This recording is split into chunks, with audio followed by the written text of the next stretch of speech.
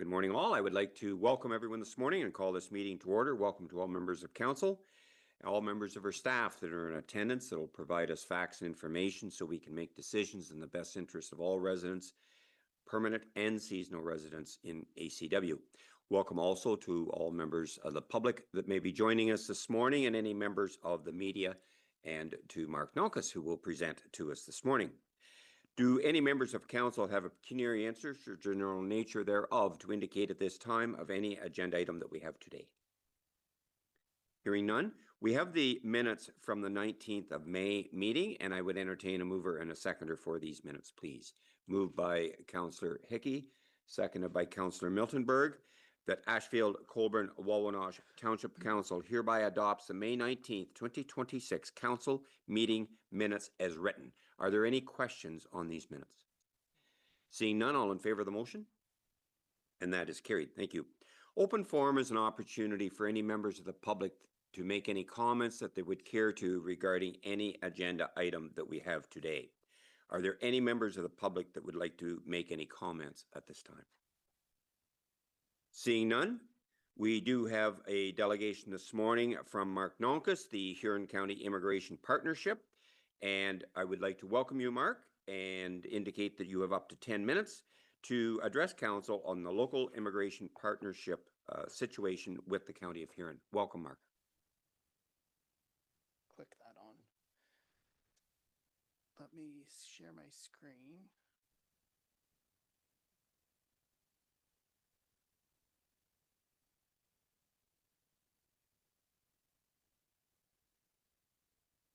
So, Mark Nalkus, I'm Evan's neighbor, and we are part of the Immigration Partnership, which is part of economic development within the County of Huron.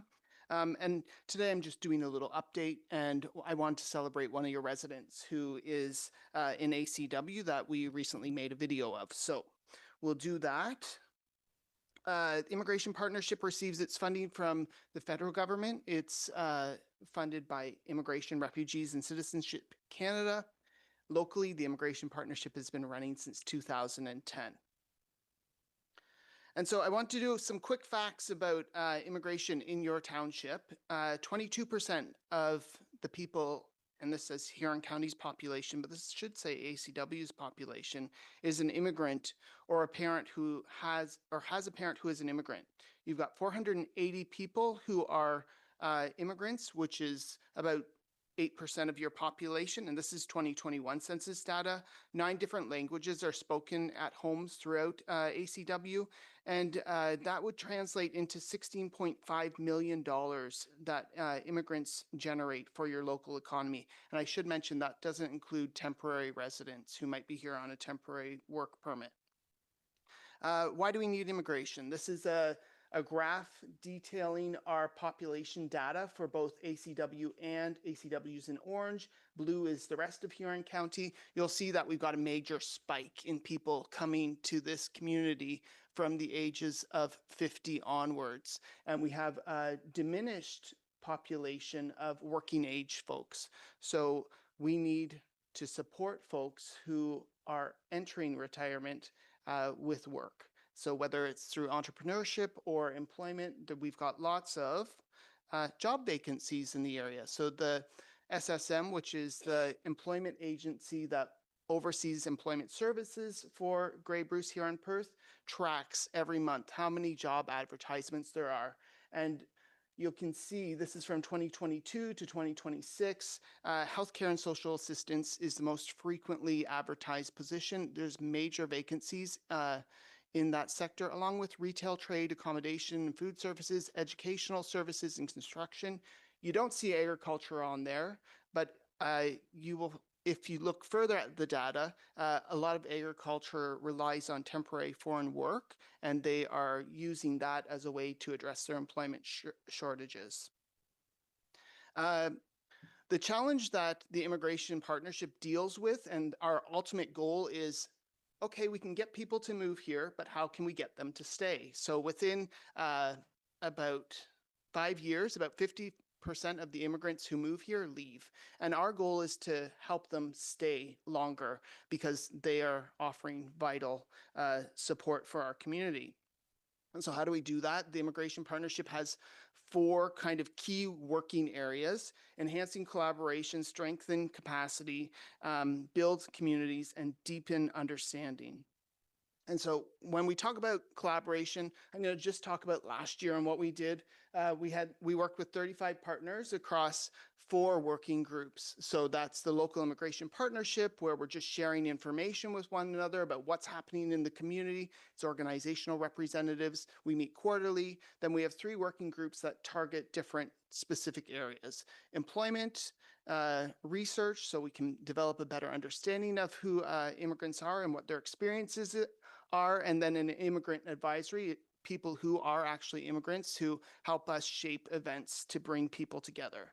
So by bringing partners together, we've been able to deliver new English classes, bring a new employment service provider to the community. We've been able to get more people referred to settlement, which is folks out of London that will help people who are new to Canada meet their needs and make the connections they need to in community. And then we organize events like Welcoming Week and other multicultural events, and we're getting more attendance at all of those events as we continue. Oh my goodness, I'm running out of time. We strengthen capacity through workshops and developing information guides. We also organize events with partners, so you can see that 3,898 times people attended 29 events that we organized last year, and we were supported by 90 volunteers. And then we do research to deepen our understanding of immigrant experiences in Huron County. And because so many of our service providers span the 2 regions, Huron and Perth, we often work with Perth on these research projects to better understand folks. I'm going to hold on talking about the 26 and 27 plan, and I am going to stop sharing, and then we're going to show you this video. All right, over to Emma, who's in the back, and she's going to click the video.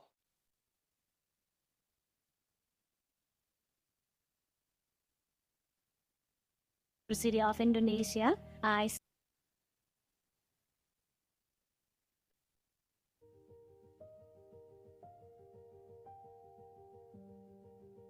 When I moved to Canada, I brought more than just luggage.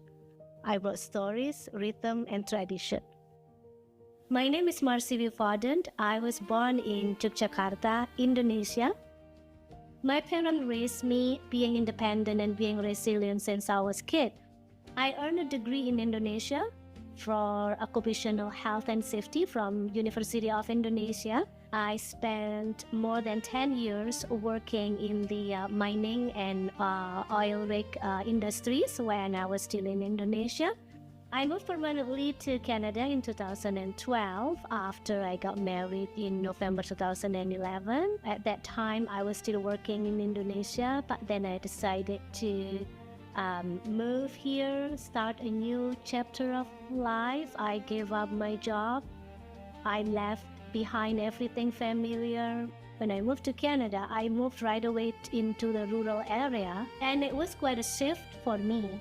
I decided to change career to be more aligned with my personal path. So I earned a degree from Fanshawe College in London, Ontario. Graduated from Bachelor of Commerce Accounting. My last co-op placement was with the federal government of Canada, and they happy with my job, so I got bridging right after graduate. In my country, I was a traditional Indonesian dance and also stage actor. Those were not just hobbies for me, those were part of my identity. I wanted to connect with community through something that I'm good at, something that I know. So far, I'm the only brown skin actor at the Godrich Little Theatre or GLT, and you might wonder how that feels. Honestly, I feel great. The GLT has accepted me and has welcomed me. I really appreciate that, to give me opportunity to contribute through the art. It wasn't just about fitting in, but sharing the value, the tradition from my country. It will enrich the community where I live in while offering a piece of myself. I have eagerness to make friends from scratch. So from zero friend into lots of beautiful friends I have right now. Having friends means a lot to me, especially when I miss my family at home or my friends back home. But I have them here so I can spend time together in a good and bad times. It's give and take. Whatever the opportunity you have in front of you, take it and make it the best. It's not about failure. Just keep trying. That's how you survive in a new place. As an immigrant, for me, I come with my identity. I cannot just take away everything behind, but by sharing, adding value, embrace the culture, I think that's how we create belonging to the community. I know I didn't get here alone. My journey wouldn't have been possible without support from family, friends, and community where I belong to.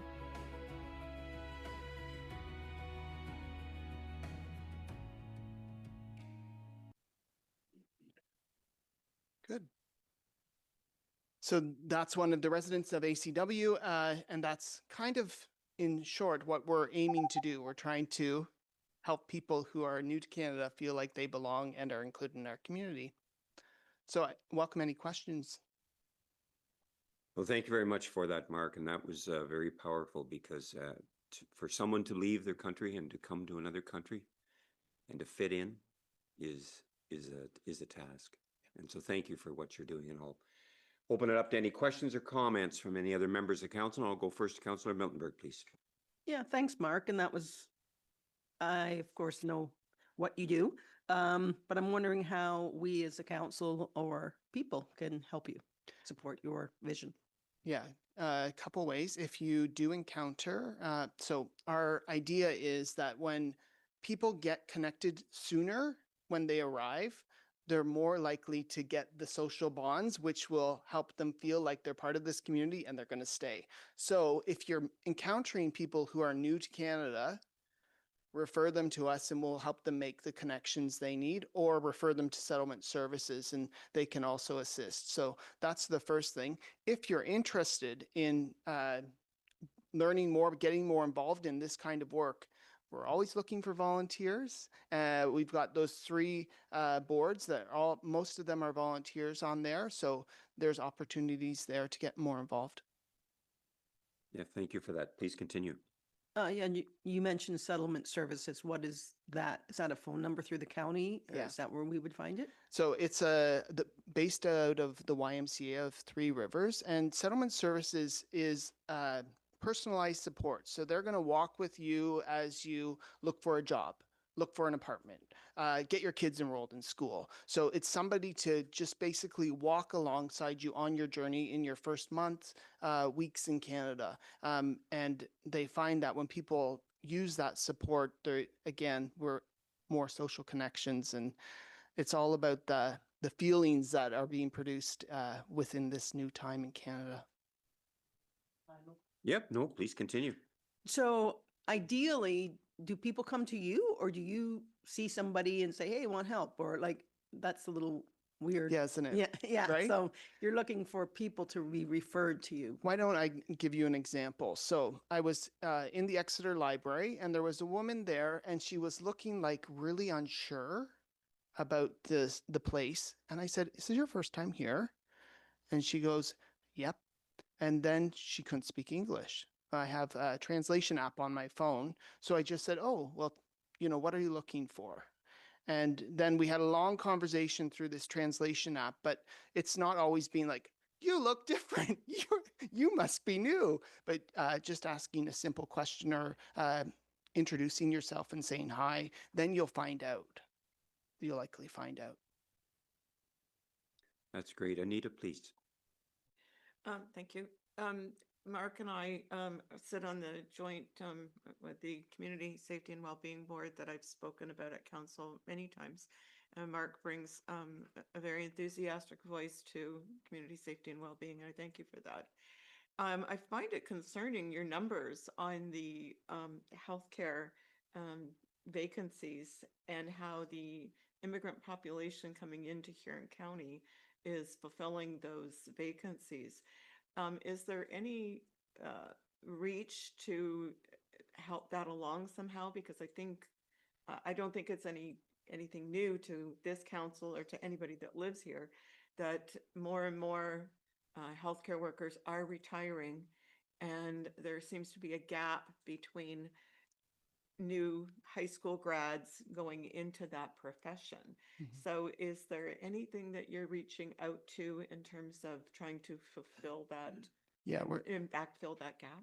well, we're not doing precise campaigns around that, but we are working with our partners to support them. So whether it's the family health teams or some of the long-term care homes, that's a growing sector as well, because, you know, as people are aging and more people are aging, we can see from that graph, more people will need long-term care in the future. So we're seeing more and more of those long-term care homes rely on international staff. Some of the agencies are now bringing in staff from overseas to support people in those long-term care homes. So we're making sure that they're connected and that we're reaching out on a regular basis to those agencies.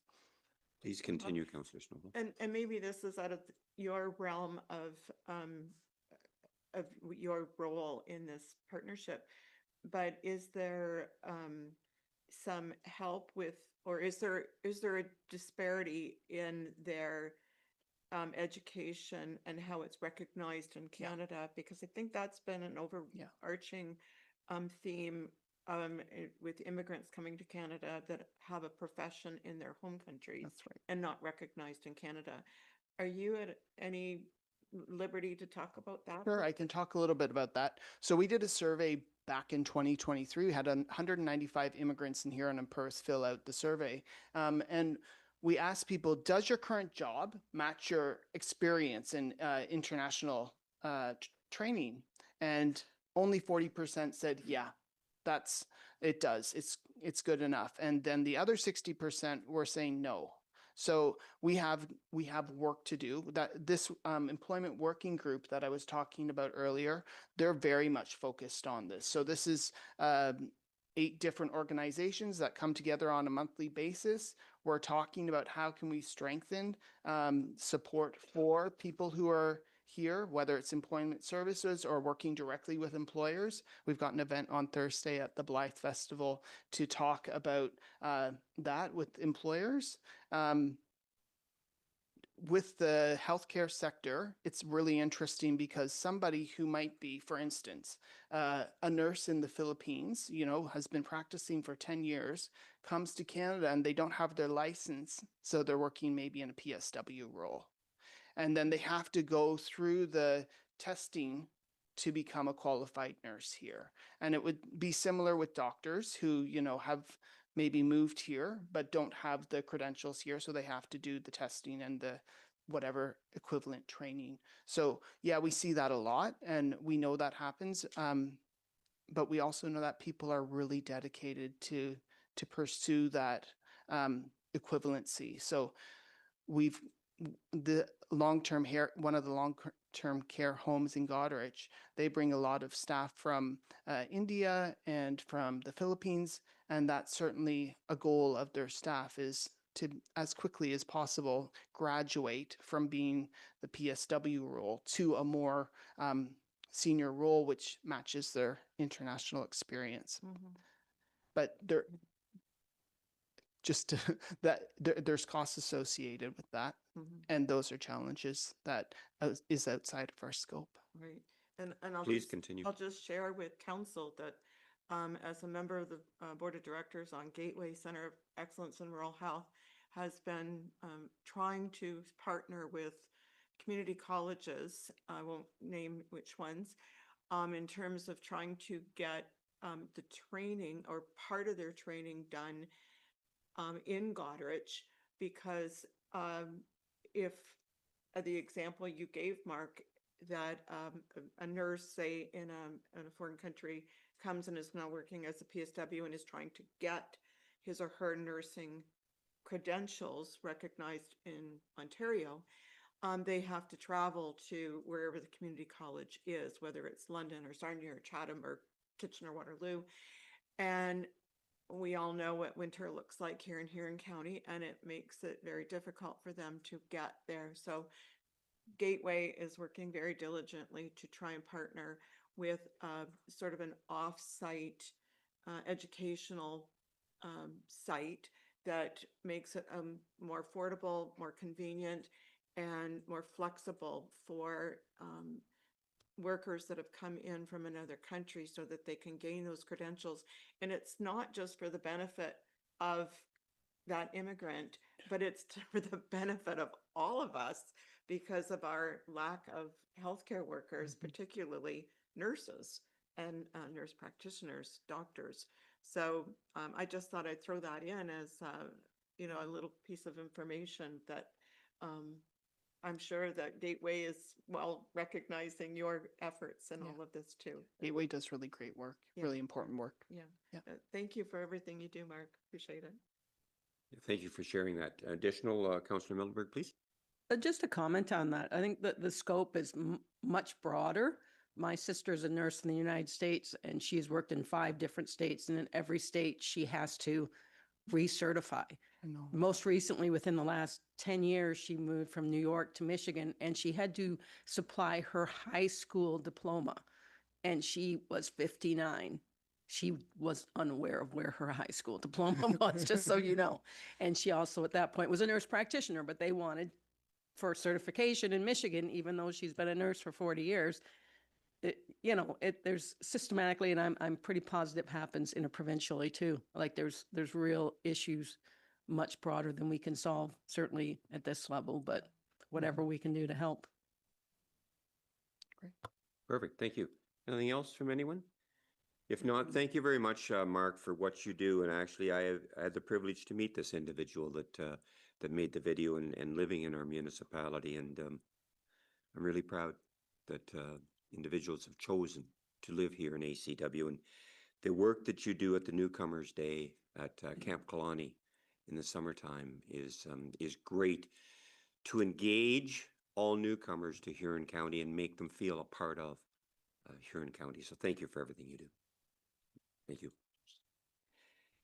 Okay, moving on our agenda, we have nothing under Treasury. We do under Planning, and that is the Planning Report. And we have received a copy of this report. It is for information purposes. Any questions or comments on that?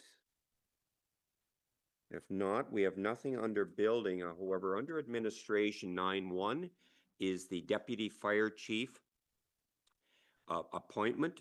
New Deputy Fire Chief has been recruited and hired. And if there's any questions on this, and if not, I will ask for a show of hands for consideration of this in Section 18 as a bylaw. And that is supported by Council. Thank you. 9.2 is a maternity leave position at the Lucknow District Recreation Department. We're happy about that. And again, I will ask for a show of hands if we are in support of this, and we'll consider this in the bylaw in Section 18. And that also is supported by Council. Thank you. 10.1 is the Veolia Water Operations and Maintenance Report. It is for information purposes. Do we have any questions on this report? Councillor Hickey, please. Thank you, Mr. Mayor. Just a question through to Tom. Has there been any follow-up with that flushing we discussed previously with Veolia at the meeting, or has anything happened with that? Thanks for the question, Tom, please. I think that's part of a report. Yeah, so the flushing was completed. I'd asked them to keep an eye on the sampling to see if there's an issue or how things are going. And I've talked to people that live in Dungannon about the clarity of their water, and it seems to be under control. Okay, thank you. Follow up, please. So from our samples, did we see a change from doing that extra work in the sampling on our end? Was there any change? Thanks, Tom, please. So there's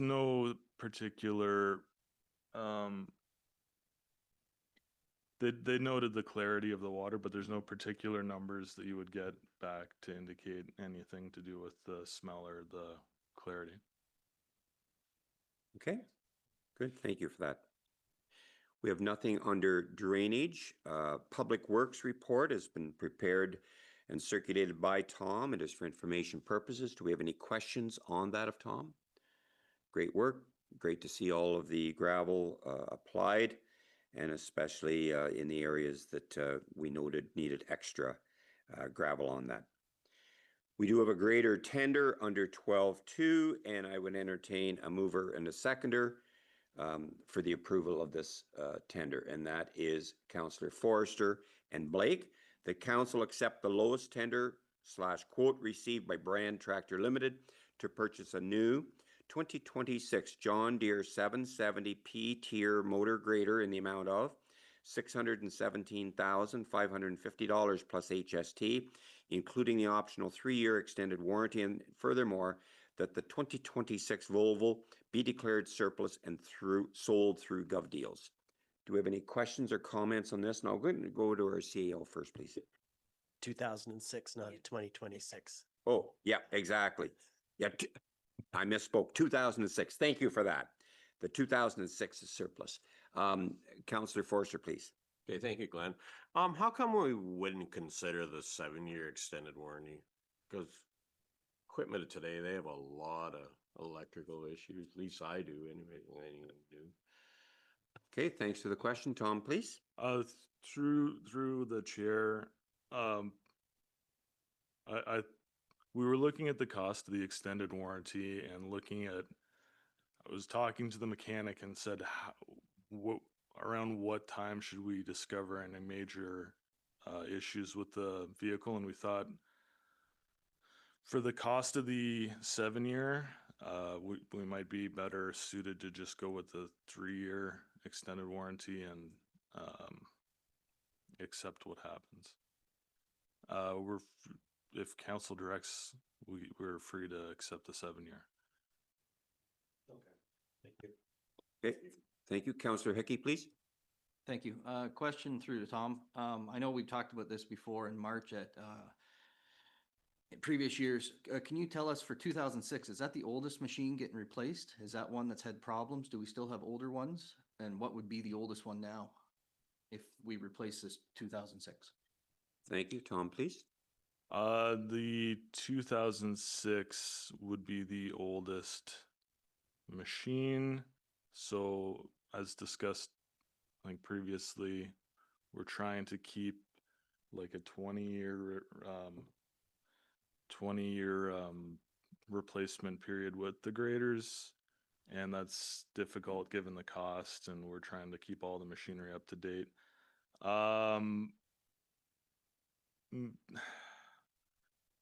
It's hard to say when a newer grader might break down, and then in hindsight, you might say, well, you should have done this one instead of that one. So we try and talk to our mechanic and pick the best one to be replaced.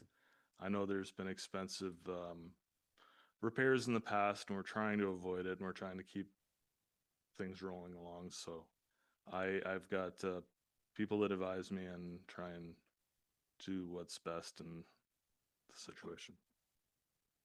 So this is what's been advised. This is the one to move on. You're good with that? Any additional questions or comments? If not, all in favor of the motion? And that is carried. Thank you. And what's the time frame for delivery in this, Tom? Approximately.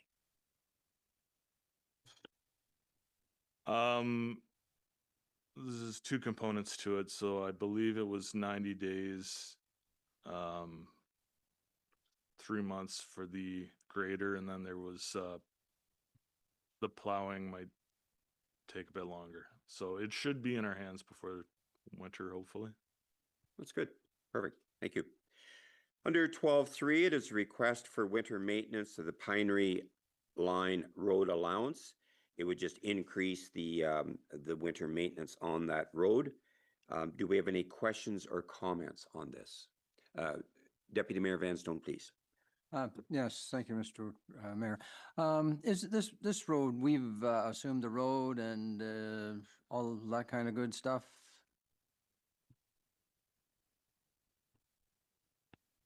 Okay, Tom, please. Yeah, so the difference between this road and say a road that gets no maintenance is this road gets seasonal maintenance and it is assumed. We just weren't plowing down to the end because we didn't have people living there, but this road would be considered assumed, yes. Okay, a follow-up, please. Yeah. Is it considered assumed or it is assumed? Because if it is assumed, then we should plow it. If it's not assumed, we shouldn't go on it. Tom, please. The road is assumed. Good. So I'll ask for a show of hands if we were in support of this. And that is supported by council, and we'll consider that in section 18 as a bylaw. Do any members of council have any committee reports that they would like to share with council at this time? Seeing none, I did attend a couple of functions. One was the Goderich Mayor's Luncheon on the 21st of May. It was extremely well attended. There was a great panel discussion, and it was well attended and a great event. Second was a really good event, and that was Stan Paquette was a former resident of ACW, and he celebrated his 100th birthday. And I presented him a certificate on that momentous occasion on behalf of ACW, and both he and the family certainly appreciated that. Is there anything under new business that anyone would like to bring up for a future meeting? Seeing none, we have no correspondence for direction. There are 4 items of correspondence for information purposes. Is there anything that anyone would like to discuss on that? Councillor Miltenberg, please. Yeah, 16.1, the St. Helens. Well, you've read the letter. I don't need to refer to it.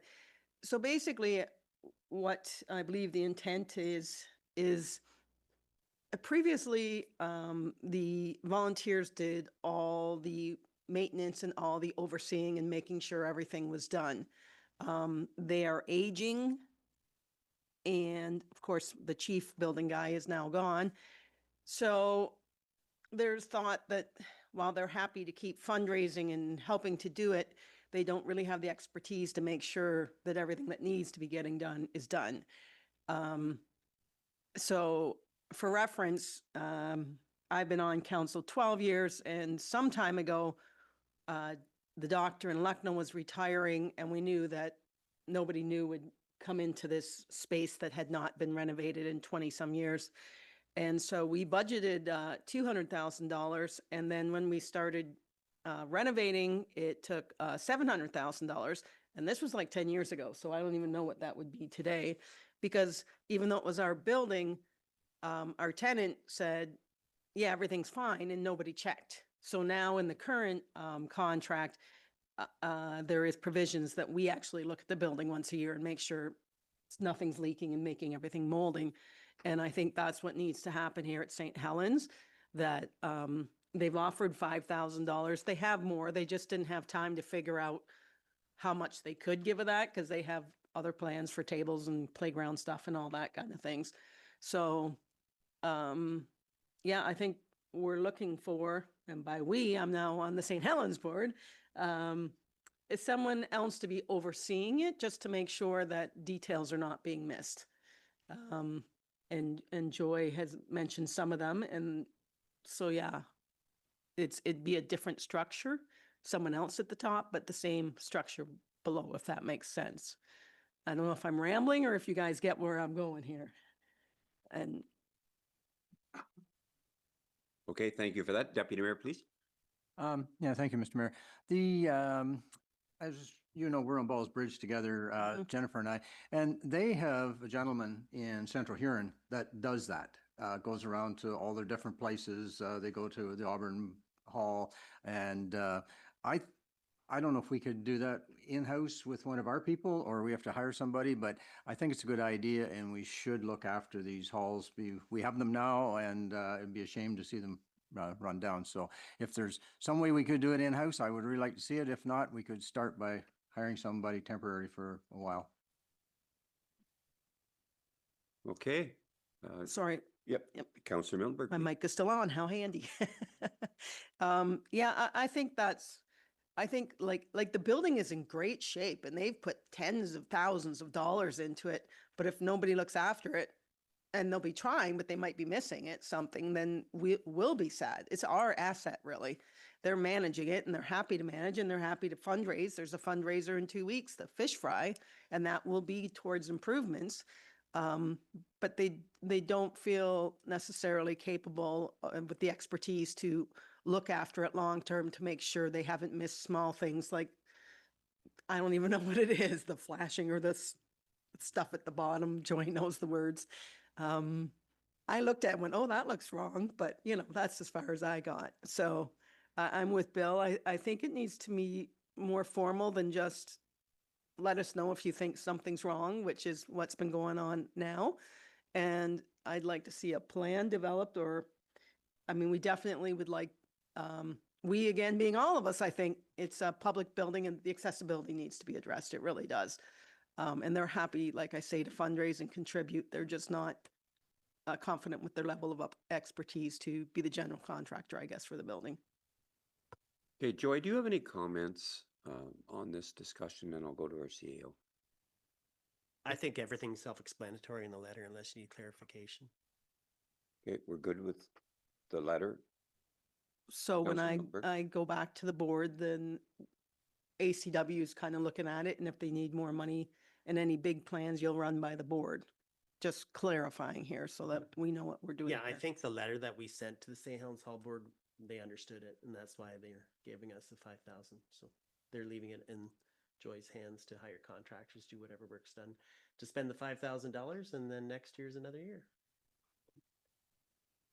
And I think that's where the issue I'm bringing up is, do they need to make the request every year then? Because I'm not sure that'll happen. Yeah, let's see how the first year goes, and we'll go from there. I think there'll probably be further communication with the hall board after the year's done to say what we got done and what we didn't get done, and go from there. Okay. Okay.